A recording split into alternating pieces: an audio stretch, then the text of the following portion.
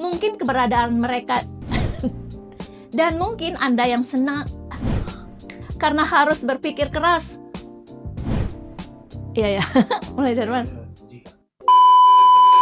Ada seorang ilustrator, kita panggil saja dia si jenius yang tidak kasat mata. Karyanya tidak hanya indah, karyanya memiliki jiwa. Garis-garisnya presisi, maknanya mendalam, dan setiap kali dia mengunggah karya di media sosial, kolom komentarnya meledak. Ini jenius, kata seorang follower. Nggak kepikiran orang lain bisa bikin begini. Komen yang lain. Dari luar dia tampak seperti pemenang. Dia adalah puncak evolusi kreativitas manusia. Tapi mari kita lihat kenyataan di balik layar komputer yang masih menyala di pukul 3 pagi. Setiap akhir bulan, dia mengalami serangan cemas yang sama. Bukan karena dia kehilangan bakatnya, bukan karena dia malas, tapi karena saldo rekeningnya tidak pernah berbanding lurus dengan pujian di kolom komentar. Dia dikagumi, tapi dia tidak dibayar. Dunia ini punya rahasia kecil yang kotor. Dunia tidak pernah membayar orang karena mereka gifted. Dunia tidak membayar Anda karena Anda kreatif atau memiliki visi yang melampaui zaman. Dunia membayar orang yang tahu cara menjual. Dan ironisnya, bagi orang-orang yang otaknya bekerja seperti Ferrari, belajar cara menjual seringkali terasa seperti penghinaan terhadap martabat intelektual mereka. Kita hidup di planet di mana orang yang paling cerdas seringkali menjadi orang yang paling miskin. Sementara orang yang paling berisik dan pandai mengemas omong kosong justru menjadi kaya raya. Selamat datang di realitas yang tidak pernah diajarkan di sekolah.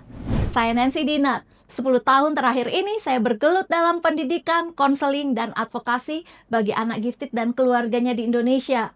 Jika Anda ingin tahu lebih banyak tentang giftedness, atau ingin tahu apakah Anda gifted atau tidak, silakan baca buku saya, Apakah Saya Juga Gifted? Dan mungkin Anda yang senang membaca fiksi untuk mendapatkan inspirasi makna hidup, saya juga menulis novel Fall, Winter, and Spring. Dapatkan buku-buku ini lewat e-commerce kesayangan atau tautan di deskripsi video ini.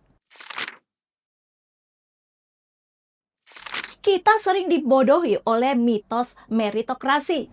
Jika karyamu bagus, orang akan datang. Itu adalah kebohongan terbesar yang ditelan mentah-mentah oleh individu gifted. Masalahnya adalah menciptakan sesuatu dan menjual sesuatu adalah dua sistem saraf yang berbeda. Yang satu membutuhkan kedalaman, yang lain membutuhkan kemampuan di permukaan. Saya pernah menemui remaja gifted yang sangat visioner, yang idenya tentang ekosistem bisnis bisa membuat para CEO menangis minder. Tapi ketika diminta menerjemahkan ide itu dalam 2 kalimat agar bisa dipahami oleh orang awam, dia terdiam. Dia nggak bisa. Bukan karena dia bodoh, tapi karena pikirannya terlalu kompleks untuk dipadatkan menjadi gimik pemasaran yang mudah dicerna. Disinilah letak tragedinya. Dunia tidak membeli ide yang paling hebat.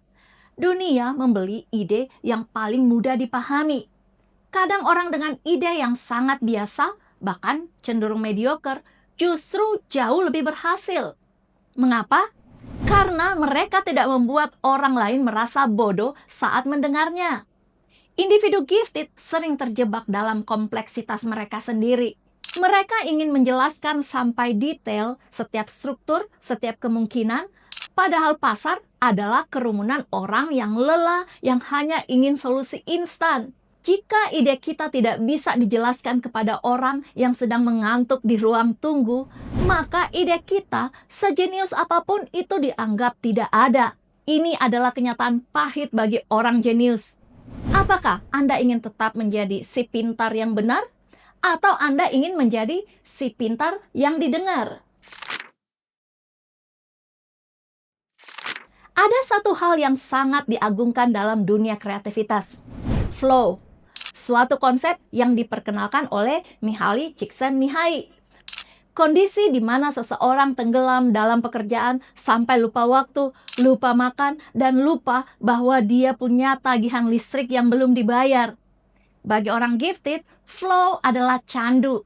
Ini adalah kondisi di mana tantangan dan kemampuan beradu di titik yang sangat presisi, di mana dopamin, endorfin, adrenalin, serotonin sekaligus dilepaskan, menciptakan harmoni dan ekstasi. Sama seperti seorang pemain jazz kaliber mengalami trance pada suatu jam session. Namun, mari kita bicarakan sisi gelapnya. Flow tidak selalu produktif secara ekonomi. Saya mengenal seorang programmer yang sangat brilian. Dia bisa menghabiskan waktu 12 jam hanya untuk memperbaiki satu baris coding yang sebenarnya tidak akan disadari oleh end user. Secara psikologis, dia mencapai ekstasi. Secara ekonomi, dia adalah bencana. Dia melakukan hal yang sangat sulit hanya karena dia bisa melakukannya, bukan karena pasar membutuhkannya. Masalahnya adalah pasar tidak membayar kepuasan batin. Pasar tidak peduli seberapa dalam seseorang menyelam dalam pemikirannya. Pasar membayar output, dan lebih spesifik lagi, output yang bisa dikuantifikasi dan dipasarkan dengan cepat. Individu gifted seringkali menjadi budak dari rasa penasaran mereka sendiri. Mereka mengejar kesempurnaan di tempat yang sebenarnya hanya membutuhkan kecukupan. Inilah satir kehidupan. Anda bisa menjadi orang yang paling puas secara intelektual di dunia sambil tetap menjadi orang yang paling tidak efisien di mata sistem ekonomi. Anda memilih untuk menjadi seniman di dunia yang hanya butuh tukang kayu. Mengapa orang bekerja? Kebanyakan orang bekerja untuk uang, status, atau validasi sosial. Sederhana. Tapi individu gifted seringkali beroperasi dengan bahan bakar yang berbeda. Dan inilah yang membuat mereka terlihat seperti alien di tempat kerja. Mereka bekerja bukan karena ingin dilihat, tapi karena mereka tidak bisa tidak bekerja. Sebuah ide bagi mereka bukan sekedar rencana bisnis. Itu adalah parasit yang menetap di otak mereka dan tidak akan pergi sampai diwujudkan menjadi nyata. Ada seorang penulis yang karyanya luar biasa, tapi tidak pernah viral. Dia menulis setiap hari di blog yang hanya dibaca oleh 10 orang. Ketika ditanya, kenapa? Jawabannya sangat reflektif. Kalau saya nggak menulis, rasanya kepala saya mau meledak. Ini adalah bentuk ambisi yang sering disalahpahami. Orang menganggap mereka tidak ambisius karena tidak mengejar kenaikan jabatan atau popularitas. Padahal ambisi mereka jauh lebih besar. Mereka ingin menuntaskan sesuatu yang ada di dalam diri mereka sendiri. Masalahnya, dunia tidak peduli dengan penuntasan diri seseorang. Dunia hanya peduli pada karya yang bisa membuat hidup orang lain lebih mudah atau membuat mereka merasa lebih baik dengan diri sendiri. Saya sering dengar kata-kata ini. Hidup sudah berat, ngapain mikir yang sulit-sulit? Hahaha, kenyataan pahit lagi. Apa yang membuat seorang gifted ekstasi bisa membuat orang kebanyakan stres karena harus berpikir keras. Jika motivasi kita hanya untuk memuaskan rasa haus intelektual diri, jangan terkejut jika dunia meninggalkan kita sendirian dengan tumpukan karya jenius yang tidak ada harganya di pelelangan. Ada sebuah kesombongan intelektual yang sering menghinggapi orang gifted. Keyakinan bahwa karena mereka sangat pintar, mereka harus bisa melakukan semuanya sendiri. Mencipta, mengembangkan, memasarkan, hingga menjual. Ini adalah jalan tol menuju gangguan kesehatan mental. Otak yang didesain untuk presisi estetika jarang sekali didesain untuk negosiasi harga. Ada seorang desainer yang karyanya sempurna. Setiap piksel dihitung dengan rasio emas.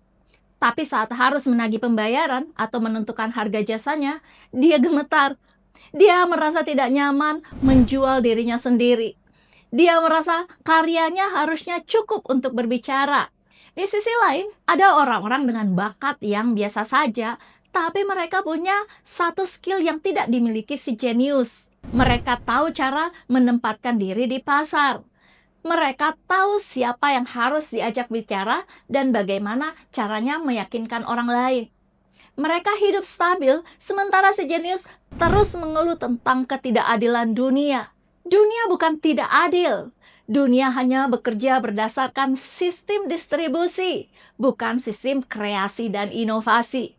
Jika Anda adalah mesin Ferrari, jangan mencoba menjadi sopir, mekanik, dan sales sekaligus. Anda akan meledak sebelum mencapai garis finish. Banyak orang gifted gagal bukan karena kurang pintar, tetapi terlalu gengsi untuk bekerja sama dengan orang-orang yang kurang pintar namun mahir mengelola sistem sosial. Jadi, ketika kita melihat seseorang yang sangat cerdas, sangat berbakat, namun tampak seperti pecundang secara finansial atau sosial, mungkin cara kita memandang mereka yang salah. Atau mungkin mereka yang sedang bermain di permainan yang salah.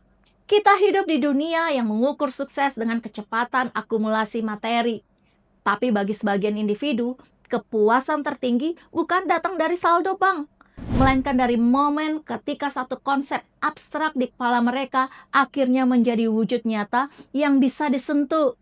Itu adalah bentuk keberhasilan yang sunyi. Sukses bagi mereka adalah ketika berhasil menerjemahkan bahasa alien di kepala menjadi sesuatu yang setidaknya membuat mereka merasa lebih hidup.